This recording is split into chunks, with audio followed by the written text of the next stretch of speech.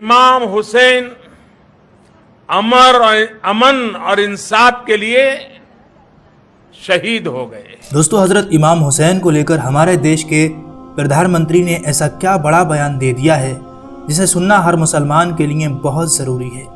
ऐसी बात कह दी है इमाम हुसैन के बारे में जिसे सुनकर आज हर कोई हैरान हो रहा है। और इसके साथ ही मुहर्रम 2025 आने से पहले मोदी सरकार ने 5 ऐसी कौन सी पाबंदियां लगाई हैं जिनके बारे में हर मुसलमान को जानना बहुत ज़रूरी है। इसलिए आज का ये वीडियो आपके लिए बहुत ख़ास है, इसको एंड तक ज़रूर देखिएगा। दोस्तों, करबला का वो खूनी मंजर आज भी जब हम याद करते हैं तो हमारी आंखों से आंसू जारी हो जाते हैं। करबला के मैदान में इमाम हुसैन ने इस्लाम को बचाने के लिए अपना घर बार हत्ता के अपना सब कुछ कुर्बान कर दिया।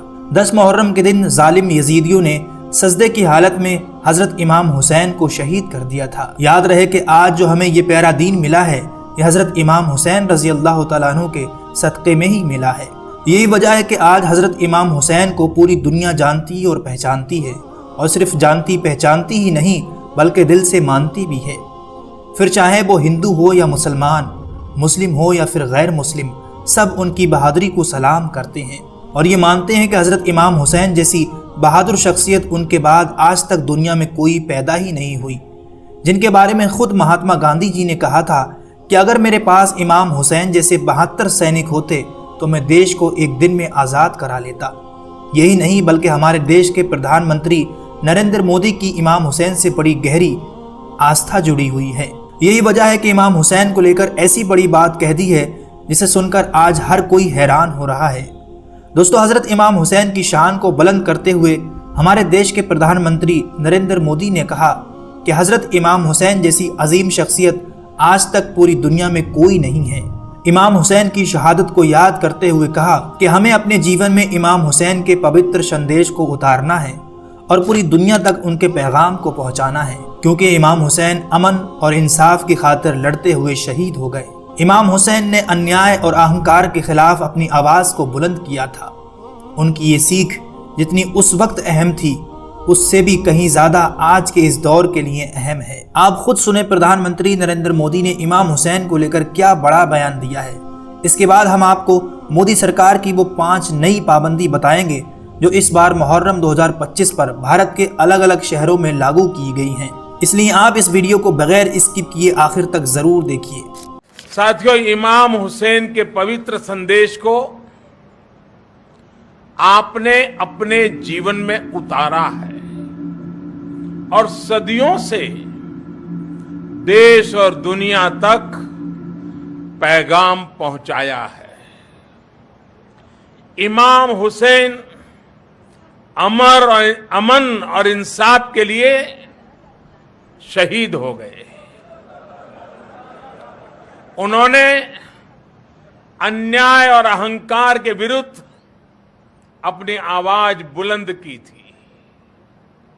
उनकी ये सीख जितनी तब महत्वपूर्ण थी उससे भी अधिक आज की दुनिया के लिए ये अहम है। दोस्तों, हम सब जानते हैं कि वैसे तो मुहर्रम इस्लामी साल का पहला महीना है, लेकिन इसी महीने की 10 तारीख को हजरत इमाम हुसैन रजी अल्लाह तआला अन्हु ने इस्लाम को बचाने के लिए करबला के मैदान में अपना सब कुछ कुर्बान कर दिया था। यही वजह है कि जब भी मुहर्रम का महीना आता है तो हर इंसान के जहन में करबला का ये दर्दनाक वाकया घूमने लग जाता है और छोटे छोटे बच्चों की आंखों में इमाम हुसैन की शहादत को याद करके आंसू आ जाते हैं। और यही नहीं बल्कि बहुत सी जगहों पर तो 9 और 10 मुहर्रम को ताजिए भी निकाले जाते हैं और मातमी जुलूस भी निकाला जाता है, जिसमें ढोल ताशे बजाए जाते हैं और हाथों में लकड़ियां लेकर चलते हैं और अखाड़ा वगैरह भी खेलते हैं और कई जगहों पर तो अफरा तफरी भी हो जाती है। बस इसी बात को ध्यान में रखते हुए इस बार यानी मुहर्रम 2025 पर सरकार ने कुछ पाबंदियां लगाई हैं, जिसमें 5 तरह के नियम जारी किए हैं और अगर कोई इन नियमों का पालन नहीं करता है तो उस पर कार्रवाई भी की जा सकती है। इसलिए आप इस मुहर्रम के मौके पर ये 5 गलतियां भूलकर भी ना करें। नंबर 1, शस्त्रों का प्रदर्शन ना करें। इस बार मुहर्रम 2025 पर सरकार ने अपना पहला नियम तो ये बनाया है कि इस बार कोई भी शख्स सार्वजनिक जगहों पर शस्त्रों का प्रदर्शन ना करे। यानी जिस तरह से बहुत से लोग ताजिए के जुलूस में हथियारों को लहराते हुए चलते हैं, अगर इस बार कोई भी अवैध हथियारों को लहराते हुए चलता है तो उस पर सख्त कार्रवाई की जा सकती है। नंबर 2, ताजिए को अब 10 फीट से ऊंचा नहीं बनाया जाएगा और ये फरमान भारत के कई राज्यों में लागू कर दिया गया है कि जो ऊंचे ऊंचे ताजिए बनाते हैं जिसकी वजह से बिजली के तारों को काटना पड़ता है, कहीं तो टकराने की वजह से उसमें आग भी लग जाती है, तो इस बार सरकार ने ताजिए की हाइट को 10 फीट तक रखने का आदेश दिया है। नंबर 3, इस बार मुहर्रम के मौके पर सरकार ने अपना तीसरा फरमान ये जारी किया है कि कोई भी शख्स इस बार मुहर्रम के मौके पर भीड़ इकट्ठी करके अफरा तफरी ना करना पाए। ऐसा इसलिए क्योंकि हाल ही के दिनों में देखा गया है कि हमारे देश भारत में कुछ ऐसे असामाजिक तत्व हो चुके हैं जो इस बात का फायदा उठाकर ऐसी भीड़ भाड़ वाली जगहों पर जाकर खड़े हो जाते हैं और फिर सामाजिक माहौल को खराब करने की कोशिश करते हैं। ड्रोन्स के जरिए नजर रखी जाए। इस बार मोदी सरकार ने अपने आला अधिकारियों को ये आदेश दिया है कि इस बार मुहर्रम के मौके पर और खास करके ताजिए के जुलूस में अगर कहीं पर भी कोई माहौल खराब होता है तो फौरन यहाँ पुलिस को तैनात किया जाए और ड्रोन्स के जरिए खास तौर पर ऐसी जगहों की निगरानी रखी जाए और जगह जगह पर पुलिस भी तैनात की जाए ताकि किसी भी जगह पर सामाजिक माहौल खराब ना हो सके।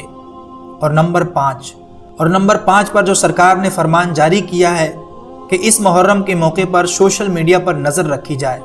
इस दौरान सोशल मीडिया पर कोई भी अगर किसी भी तरह की अफवाह फैलाने की कोशिश करता है या किसी भी तरह की भड़काऊ पोस्ट करने की कोशिश करता है तो उस पर कड़ी से कड़ी कार्रवाई की जाए।